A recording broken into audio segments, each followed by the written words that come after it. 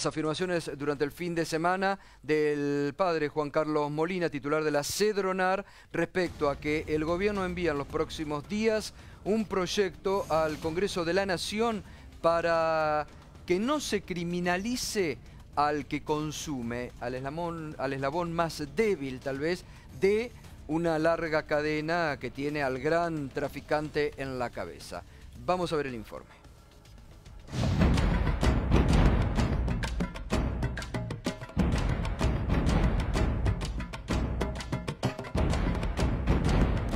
Yo, si me decís, yo habilitaría el consumo de todo y haría buenos centros porque es la única forma que tenemos hoy de narcotráfico. Yo creo que esta persona no está preparada para ocupar el puesto que está ocupando, no tiene noción de lo que dice, no puede liberar las drogas. Pero estamos hablando de la no criminalización, es decir, al consumidor, al que consume, al que encontraron con 2 porros en el bolsillo, o con una bochita de esto, o con un sintético, no puede ir en cana. Yo creo que es una locura lo que dijo, es una barbaridad. Acá estamos hablando de todo tipo de drogas, tanto como el paco, como otras drogas también. No me parece adecuado, creo que no están, desde el punto de vista técnico, probado estos caminos sean realmente tengan frutos beneficiosos para la sociedad. Vemos que hay violencia institucional, que en muchos casos son detenidos por portación de cara, por las dudas. Es dejar de hacer cosas que nos hagan perder tiempo, perder esfuerzos policiales, judiciales, etcétera, y concentremos el aspecto represivo en el narcotráfico y en cuanto al consumo, en los casos que sea necesario, lo concentremos como problema de salud. Y todo ese proceso, desde que es detenido hasta que llega al juzgado, el juzgado le dice no, esto a partir de este fallo no es punible, le cuesta al Estado 1.200 millones de pesos anuales. Entonces, derivar ese dinero también es un factor económico a la verdadera lucha contra el narcotráfico. Desde ese lugar lo planteamos más que nada, ¿no?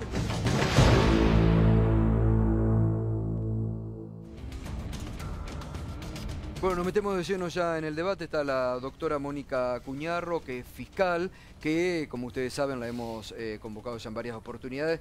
Tiene un seguimiento de todos estos temas. Está el diputado nacional del Frente Renovador, ex gobernador de la provincia de Buenos Aires, Felipe Solá.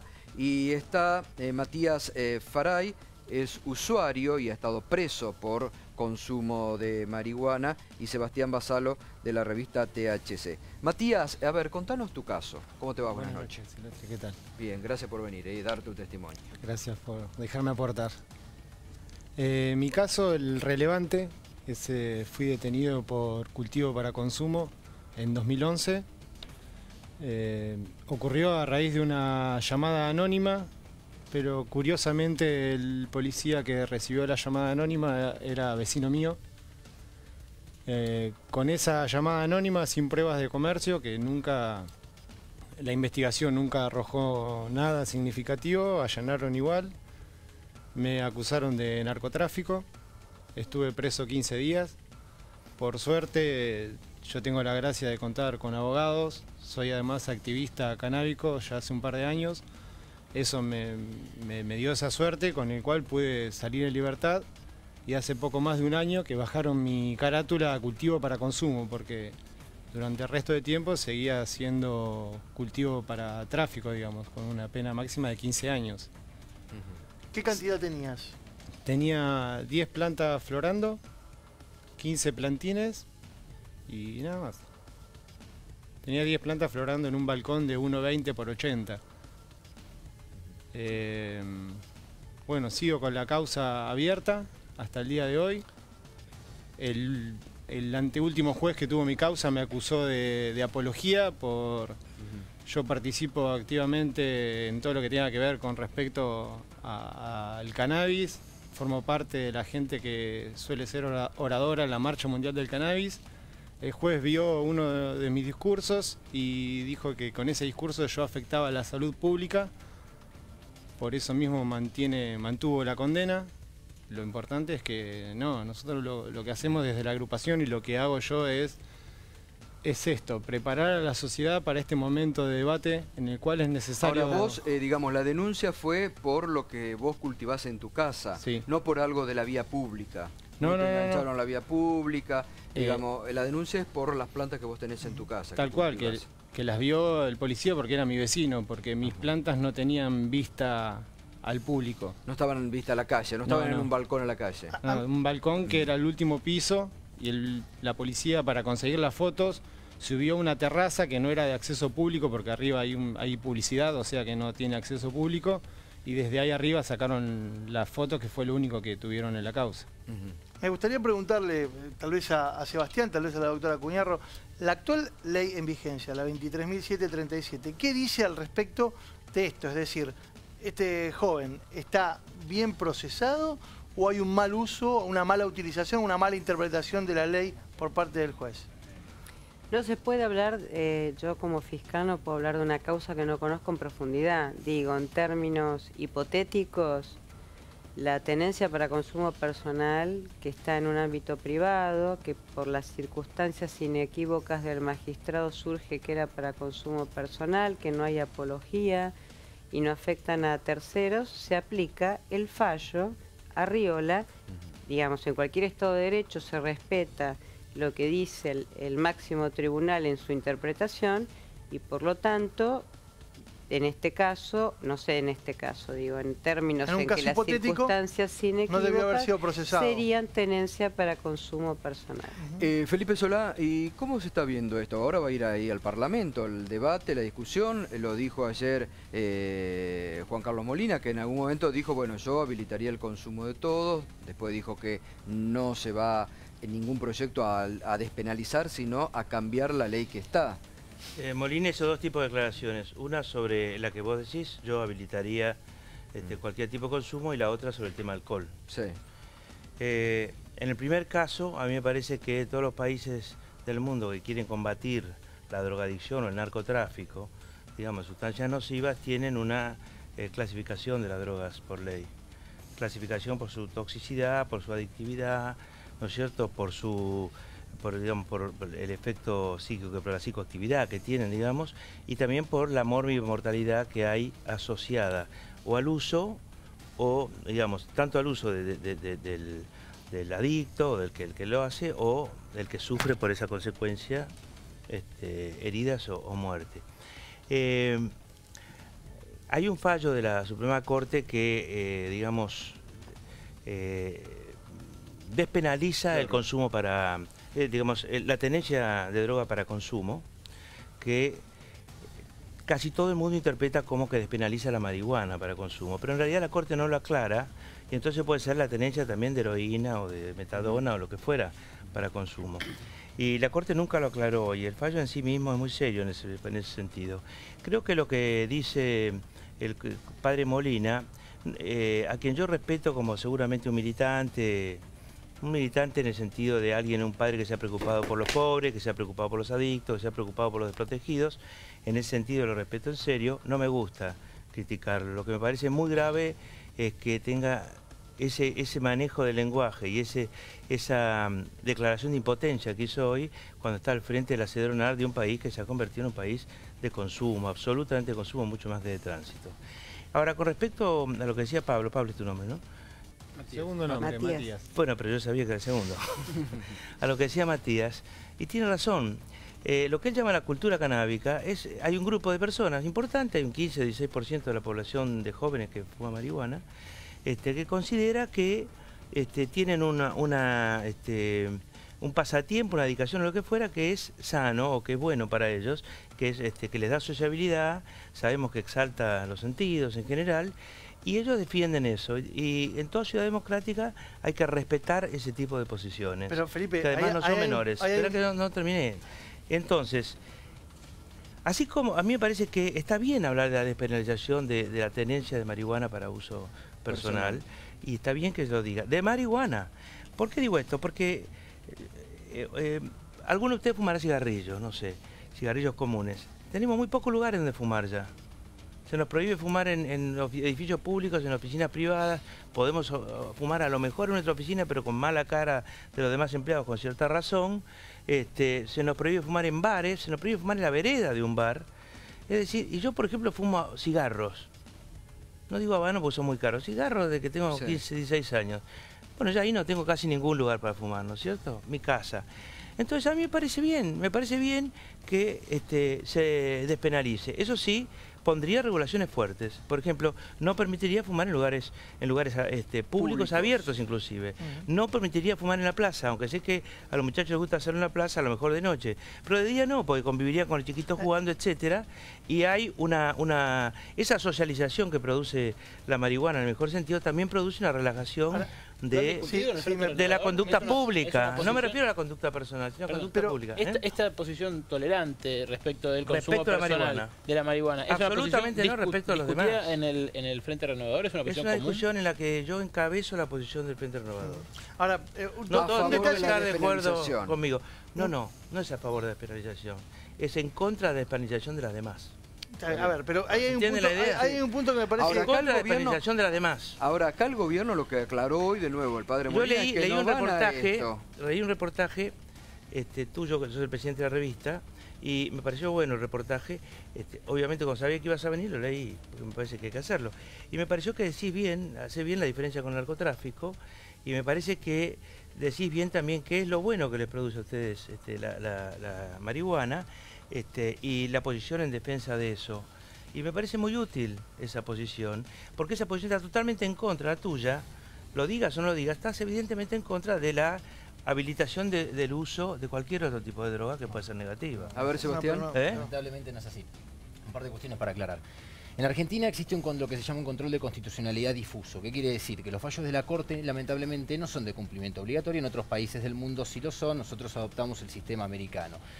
En el 60% más o menos de los casos de tenencia en los que se comprueba que la tenencia de drogas es para consumo personal, se aplica el fallo de la Corte y las personas son sobreseídas. En el otro 40% no, y continúan con un proceso judicial que a veces deviene en prisión, a veces deviene en sobreseimiento. Eso en primer lugar. Segundo, todos los países no, hay muy pocos que no, pero uno podría decir a grandes rasgos que 9 de cada 10 países del mundo no tienen reguladas las sustancias según su peligrosidad, su morbilidad, para nada. No tiene nada que ver esto en la regulación de lo que hace la tenencia de drogas. ¿Por qué? Porque cuando uno habla de dejar de criminalizar al usuario de una sustancia, es independientemente si esa sustancia es Paco, si esa sustancia es marihuana. Incluso me atrevería a decir que el usuario de Paco es quien menos necesita, o quien, mejor dicho al revés, a quien peor le hace ir a prisión. Estamos hablando de mandar preso o no a alguien, no de decir consumí esto porque hace bien o consumí esto porque hace mal. No estoy pensando en términos de si va preso bueno, o no va preso. Entonces hablemos en los términos correctos. Dejar de criminalizar es dejar de mandar preso a alguien por consumir una sustancia. En ese sentido, ningún país del mundo que encaró estas políticas descriminalizadoras, salvo México... que encaró estas políticas, porque Inglaterra, Estados Unidos, Canadá, ¿no es cierto?, Holanda... No diferencian a la hora de criminalizar a alguien por su consumo... Absolutamente no lo diferencian a la hora de criminalizar su consumo... por peligrosidad... Tengo muy leída la ley. El único país que... Déjame terminar. Sí, el único país en el mundo que encaró una política en sus leyes, no Holanda, que adoptó políticas más leves o menos leves, pero en los hechos, no en sus leyes, fue México. ¿Y qué devino ese problema? Que cuando se empezaba a fijar determinadas cantidades para una sustancia sí y otra sustancia no, las personas salían, por ejemplo, a vender con 1 gramo menos de lo que se permitía como sustancia, entonces se fomentaba el narcotráfico. A mí lo que me interesa decir es muy importante, en serio, porque estamos hablando de un problema muy grave.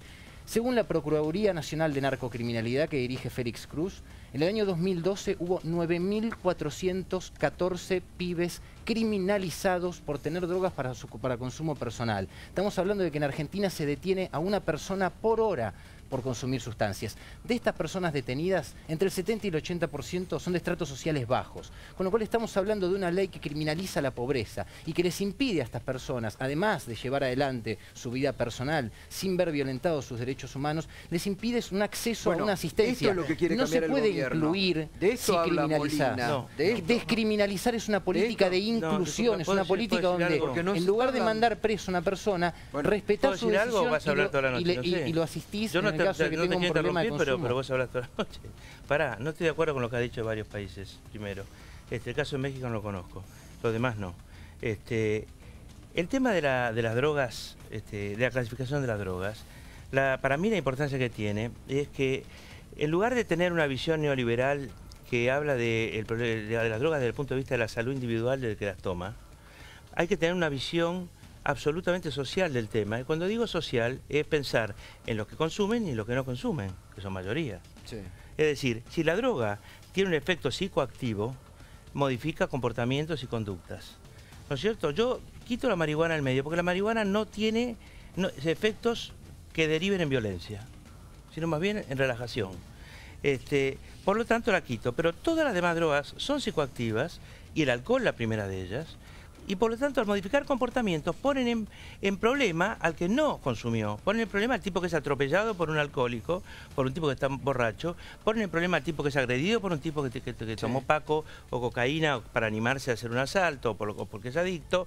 Es decir, las drogas son un problema de los que la toman por el lado de la salud, pero son un problema de muchos más que son los que no las toman.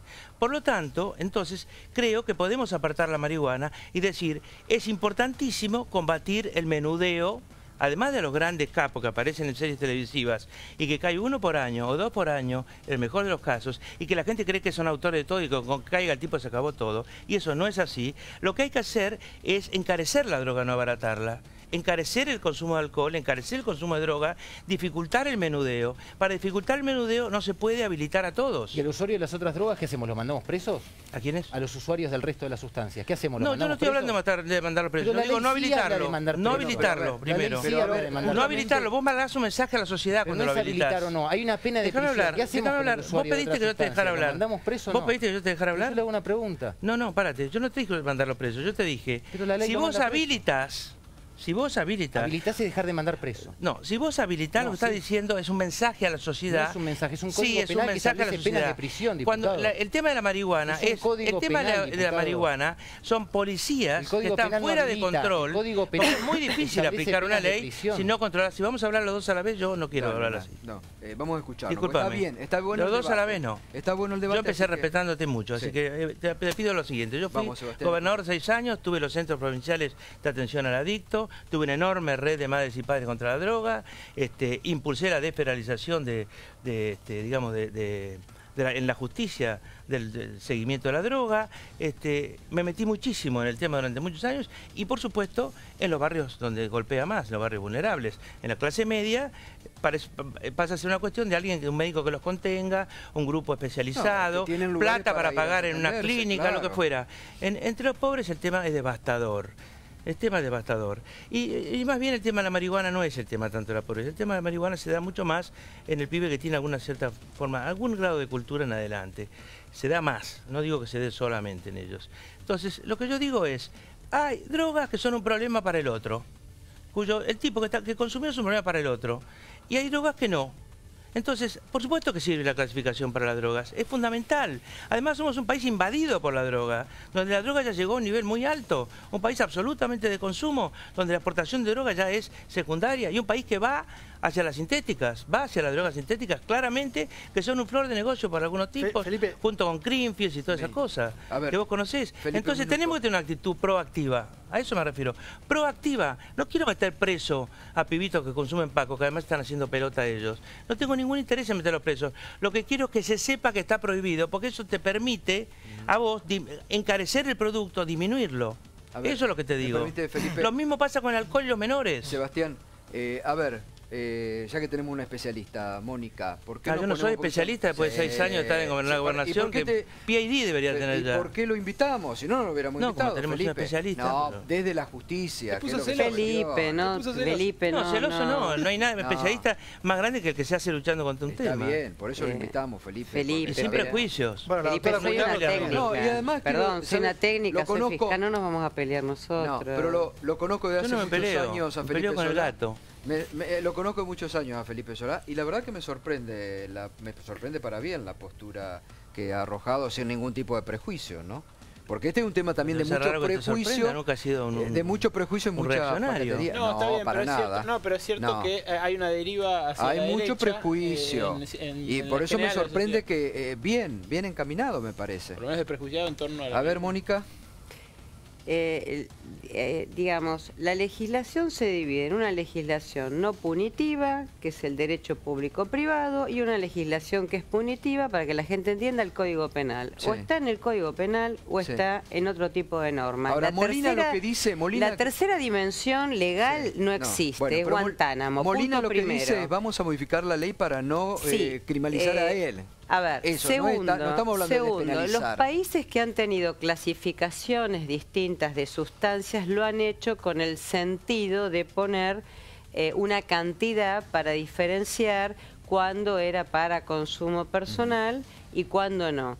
Y eso ha traído a nivel judicial montones de problemas de interpretación. Por eso lo que desde hace 10 años a esta fecha se hace con todo el tema de toda la clasificación que tiene que ver con el tema de la cantidad, es dejarlo al criterio judicial y en el caso que se equivoque se apela a la Cámara con los instrumentos que tiene el Estado de Derecho.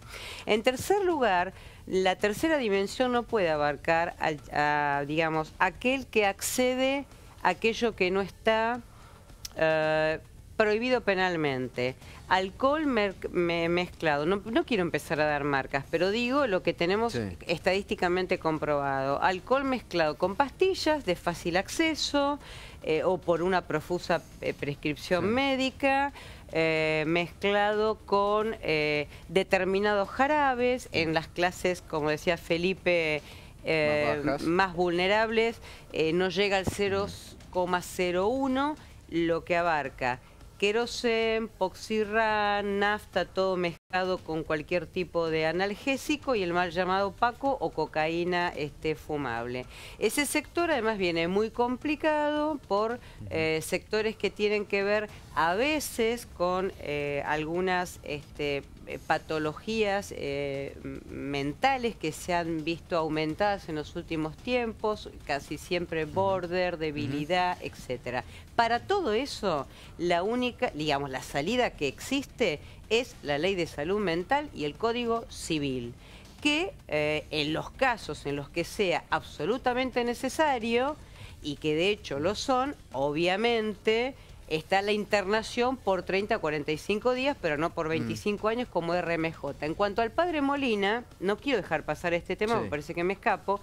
Yo creo que como los temas son las palabras, como decía Felipe, para reconocerle que él también es un especialista y un técnico en esto, lo han confundido. Entonces se confundió legalización con decriminalización, despenalización.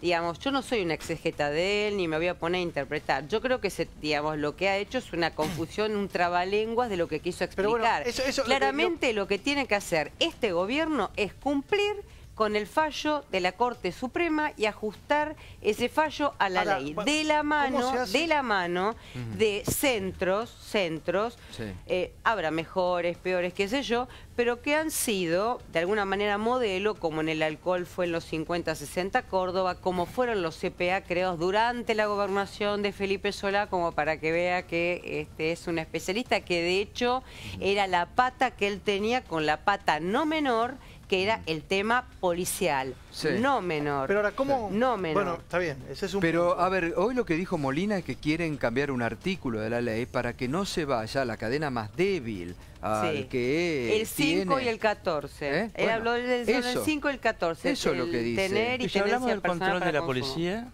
y bueno, y si hablamos de que ninguna ley es viable, por buena que sea, si la policía es corrupta, si la policía quiere hacer, por ejemplo, quiere hacer estadística a su favor en la lucha contra las drogas, entonces los va a poner preso permanentemente a los pibes que fuman marihuana. Y es lo que se hace. Entonces, ¿cuál es el problema central del país? La policía. El problema central del país es que delito y policía van de la mano. Entonces, yo pude traer los CPA, pero yo tenía un control fuertísimo sobre la policía. Por supuesto que no era perfecto. Tenía una cantidad de policías chorros, pero eché 4.000 policías, tenía una ley de emergencia para echarlos. ¿Qué quiero decir? Si no controla la policía, ningún proyecto de ley, por bueno que sea, va a andar, porque siempre van a encontrar la excusa para después quedar bien en las estadísticas, ¿no es cierto? Sebastián Basalo, a ver. Sí. ¿A ustedes lo conformaría, no, esta reforma? Digo, a vos, retomo, lo que hoy dijo Molina, el cambio en artículo de la ley, ¿les modifica algo? ¿Están de acuerdo, no están de acuerdo? De esto estamos debatiendo. Yo creo que la propuesta que hizo Molina es un primer paso para poder al menos empezar a rever políticas de drogas que venimos aplicando de 1989. 25 años se cumplieron de esta ley el pasado 21 de septiembre y que lo único que nos condujo es a un aumento geométrico del narcotráfico, a un aumento del consumo de drogas, a un aumento de los daños asociados al uso de drogas. ¿Y eso por qué se da? En cuanto al narcotráfico, primeramente porque si vos tenés una ley en un país donde las fuerzas policiales no tienen connivencia con el narcotráfico, sino que controlan y organizan territorialmente el narcotráfico, caso Santa Fe, caso Córdoba, caso Candela en la provincia de Buenos Aires, lo pusieron en evidencia, si vos les permitís detener a usuarios de drogas, con eso van a fabricar estadísticas para poder tapar una persecución al narcotráfico que no se hace. Ese es el primer paso. Exactamente, yo coincido totalmente con el doctor en cuanto a eso. Eso en cuanto al narcotráfico. Y en cuanto al consumo, es imposible abordar seriamente los problemas asociados al uso de drogas por parte de un Estado si este Estado criminaliza. Descriminalizar, como bien explicaba Molina, para que no se confunda el término, por más que uno pueda discutir qué es despenalización, qué es descriminalización, dejar de criminalizar es el primer paso para poder incluir, es el primer paso para extenderle una mano de ayuda a una persona que de otro modo no se va a acercar a pedir esa ayuda si es considerado un criminal. Porque además, hubo un caso muy famoso en un hospital de una persona que se acercó... Disculpame, Sebastián, hay que señalar, yo no sé si es, en tu caso, Matías, a vos te llegó, pero vos hoy estás con un proceso judicial. ¿Te trae problemas la forma en que te etiquetaron para acceder a una obra social o para un empleo en el futuro? No sé si pasaste por esa circunstancia. Mirá, y mucho peor. Yo cuando salí de estar preso, por suerte mi jefe me aguantó el laburo, pero yo salí y le tuve que pedir adelantado el mes que venía, porque salí sin un peso, en el allanamiento se perdieron todos mis ahorros. ¿Te robaron? Se perdieron. Yo no vi nada. Te lo afanaron. ¿Entendés? No, ¿cómo? O sea que... Mismo se lo dije a la jueza me dijo que eso era algo normal. Y más allá de todo, la ley, esta ley, la 23737, permite que a mí me siguen deteniendo en la calle por portación de rastas todo el tiempo. Hace menos de un año caí preso otra vez porque un policía se ensañó con que yo tenía que tener marihuana encima. Yo iba caminando por la calle, me paró, me revisó hasta los genitales, me revisó absolutamente todo hasta que me encontró... Eso ya no es la ley, ¿no? Hasta eso, que... ¿Cómo? Eso ya es la policía directamente actuando con método lombrosiano. No, pero me dijo que era de la brigada y él tenía el poder de hacer esa requisa. Me revisó en la vía pública. Está claro que es la policía. Bueno, esto es lo que la ley permite. Pero es la ley que permite esta ley. Esto es lo que la ley permite.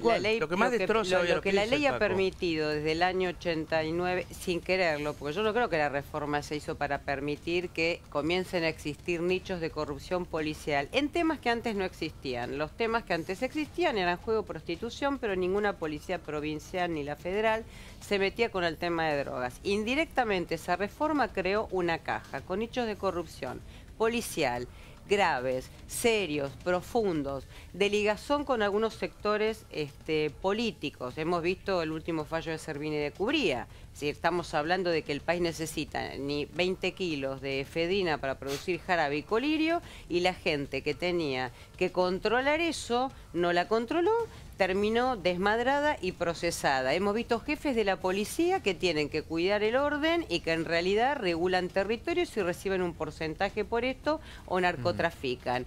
Y, por ejemplo, por último, los nexos que existen también con estamentos estatales que se ha ido agravando y que antes tampoco existían, y con nichos también judiciales de los que ustedes, los periodistas, informan. Entonces, esta reforma es un punto de partida. Yo creo que la reforma debe ser integral.